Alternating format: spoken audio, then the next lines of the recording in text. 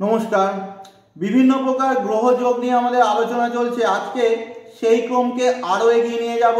আলোচনা করব অত্যন্ত গুরুত্বপূর্ণ একটি গ্রহযোগ চন্দ্র এবং শনির যোগ, যাকে বিষ যোগও বলা হয়। বাংলায় একে অনেকে উদরস্থ সাড়ে সাতিও বলেন, অর্থাৎ ভূমিষ্ঠ হওয়ার পর থেকে মৃত্যু পর্যন্ত সাড়ে সাতির মতো প্রভাব। এই শনি চন্দ্রের যোগের প্রভাব কি সম্পূর্ণ বাস্তবসম্মত এবং বৈজ্ঞানিক দৃষ্টিকোণ থেকে ব্যাখ্যা করার চেষ্টা করব। এই যোগের দুষ্প্রভাব সম্পর্কে তো আপনারা অনেকেই জানেন। এই যোগের সুপ্রভাব কি কি রয়েছে, অশুভ প্রভাব পাচ্ছেন কেন, কি উপায় করলে রিলিফ পেতে পারেন, তাও বলার চেষ্টা করব। তাই ভিডিওটা সম্পূর্ণ দেখতে থাকুন। প্রথমে শনি এবং চন্দ্রের যোগকে বিষ যোগ বলা হয় কেন, তার সঠিক কারণ বুঝতে গেলে আমাদের শনি এবং চন্দ্র এই দুই সম্পূর্ণ বিপরীতধর্মী গ্রহের কারকত্বকে ভালোভাবে বুঝতে হবে। যেমন ধরুন, চন্দ্র অর্থাৎ চিত্ত, মন, ইমোশনের কারক। অন্যদিকে শনি দুঃখ, একাকিত্বের কারক। তাই শনি চন্দ্রের যোগ থাকলে হৃদয়, মনকে দুঃখ গ্রাস করে নেয়। মনের মধ্যে একটা একাকিত্ব, লোনলিনেস ফিলিংস চলে আসে। সব থেকেও যেন কেউ নেই, সব কাজে কিছু না কিছু একটা খুঁত মনের মধ্যে থেকে যায়। চন্দ্রকে আবার সব থেকে চঞ্চল গ্রহ বলা হয়। রোজ নিজের আকার চন্দ্র পরিবর্তন করতে থাকে। যেমন ধরুন, প্রতিপদে চন্দ্রের একরকম আকার, দ্বিতীয়াতে একরকম, তৃতীয়াতে একরকম, আবার পূর্ণিমাতে সম্পূর্ণ ভিন্ন রকম একটা চন্দ্রের আকার হয়ে যায়। চন্দ্র সব থেকে ফাস্ট মুভিং প্ল্যানেট। মাত্র 2.5 দিনে একটা রাশিকে পরিবর্তন করে নেয়। পক্ষান্তরে শনি সব থেকে ধীরগামী গ্রহ। প্রায় 2.5 বছর ধরে একটা রাশিতে অবস্থান করে, অর্থাৎ চন্দ্রের চঞ্চলতাকে শনি স্থির বা এক জায়গায় বাঁধার চেষ্টা করে। তাই মানুষের মধ্যে বিরক্তির ভাব তৈরি হয়। যেমন ধরুন, চঞ্চলতা শিশুর ধর্ম। শিশুকে 4 দেয়ালের মধ্যে বেঁধে রাখা হলে সেই শিশুর মনে অটোমেটিক একটা বিরক্তির ভাব তৈরি হবে। তাই চন্দ্রকে শৈশবাবস্থার কারক বলা হয়, শনিকে বৃদ্ধাবস্থার। চন্দ্রকে নিদ্রার কারক আর শনিকে অনিদ্রার কারক বলা হয়। বয়স যত বাড়ে চিন্তা বাড়ে, অটোমেটিক আমাদের ঘুম কমতে থাকে। কর্মজীবনে ওই শনি চন্দ্রের যোগকে বিশেষ ভালো চোখে দেখা হয় না। শনি হলো আমাদের ন্যাচারাল কর্মকারক গ্রহ, আর চন্দ্র হলো চেঞ্জ, পরিবর্তনের কারক। তাই শনি চন্দ্রের যোগের ক্ষেত্রে কর্মে এরা মানসিকভাবে সন্তুষ্ট কখনোই থাকে না। তার কারণ হলো কর্মে খুব ঘন ঘন এদের পরিবর্তন হয়, প্লেস চেঞ্জ হয়, ট্রান্সফার হয়, জব চেঞ্জ হয়। এইসব নিয়ে অত্যাধিক মানসিক একটা চাপ, স্ট্রেস এরা অনুভব করে। শনি চন্দ্রের এই বিষ যোগের প্রভাব আরও বেশি পড়বে যদি চন্দ্র এবং শনির মধ্যে ডিগ্রিগত ডিফারেন্স বা ডিগ্রিগত পার্থক্য খুব কম থাকে। ধরুন 5 ডিগ্রি বা তারও কম যদি শনি চন্দ্রের মধ্যে ডিগ্রিগত পার্থক্য থাকে, তাহলে এই বিষ যোগের প্রভাব অত্যন্ত বেশি পড়বে। আর চন্দ্র খুব দুর্বল অবস্থায় হরোস্কোপে অবস্থান করছে। চন্দ্রের মধ্যে কোনো পক্ষবল নেই, অমাবস্যার কাছাকাছি আপনার জন্ম, তার উপরে চন্দ্রের উপরে নেগেটিভ গ্রহের প্রভাব রয়েছে।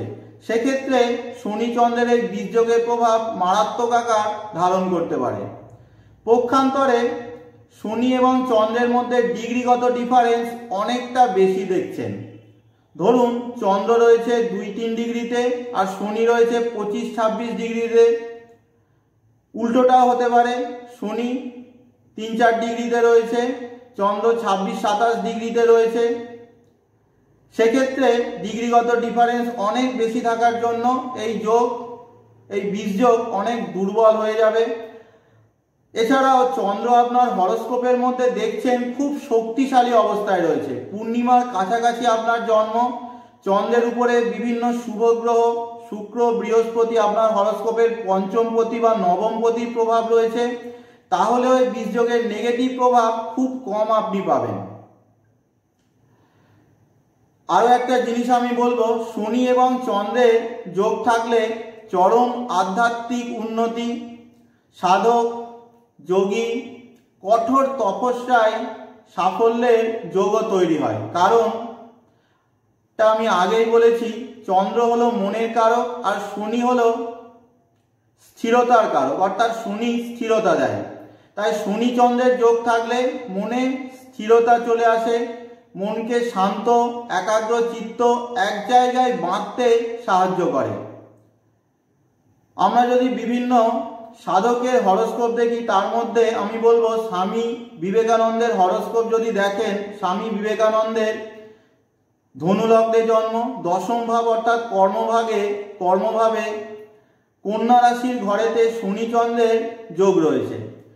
ঠিক একই রকমভাবে ঋষি অরবিন্দর হরোস্কোপেও ঋষি অরবিন্দের কর্কট লগ্নের জন্মছক, তার ষষ্ঠ ভাব অর্থাৎ ধনু রাশির ঘরেতে শনি চন্দ্রের যোগ রয়েছে।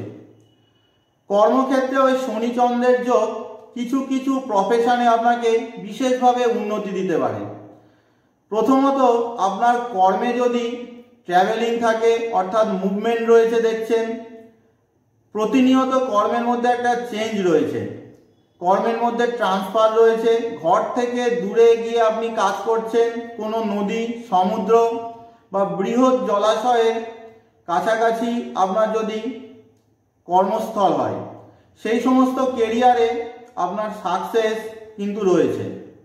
চন্দ্র আবার ফুড খাদ্যদ্রব্য, চাল, ডেয়ারি প্রোডাক্ট, দুধের জিনিস, জল তরল কেমিক্যালের কারক। তাই এই সমস্ত জিনিসের ব্যবসা বা এই সমস্ত জিনিস নিয়ে কর্ম আপনার জন্য শ্রেষ্ঠ ফল দেবে। এছাড়াও মনের সাথে যুক্ত কোনো কাজ, যেমন সাইকিয়াট্রিস্টের কাজ, কাউন্সিলার, হিলার, জ্যোতিষরাও এক প্রকার মানুষের মনস্থিতিকে বোঝার চেষ্টা করে। তাই শনি চন্দ্রের যোগ থাকলে এই সমস্ত প্রফেশনে আপনাকে বিশেষভাবে সাফল্য দিতে পারে। তবে যারা ভৌতিক সুখের পিছনে দৌড়াচ্ছেন, মনের মধ্যে অহং ভাব, কর্তার ভাব প্রচণ্ড, তাদের ক্ষেত্রে এই বীজযোগ এক বালতি দুধে এক ফোঁটা লেবুর রসের মতো কঠিন কঠোর বাস্তবের সামনে আপনাকে দাঁড় করিয়ে দিতে পারে।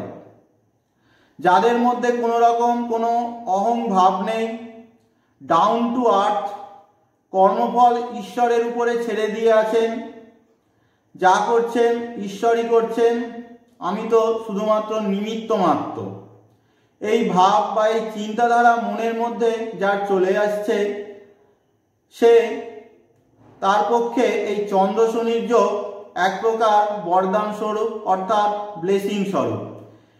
এই যোগে যারা কষ্ট পাচ্ছেন তাদেরকে চন্দ্র শক্তিশালী করা উচিত আর শনি দান করা উচিত। নিয়মিতভাবে শিব পূজা, রুদ্রাভিষেক, দুধ গঙ্গা জল দিয়ে শিব স্নান, শিবলিঙ্গ স্নান করানো উচিত। আর কালো কম্বল, চামড়ার জুতো, কালো কাপড় দুস্থ বিকলাঙ্গ, বিশেষত পায়েতে কোনো রকম প্রবলেম রয়েছে এরকম মানুষকে যদি দান করতে পারেন তাহলে উত্তম হবে।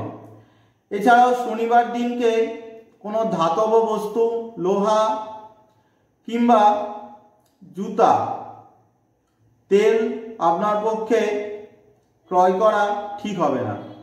নমস্কার।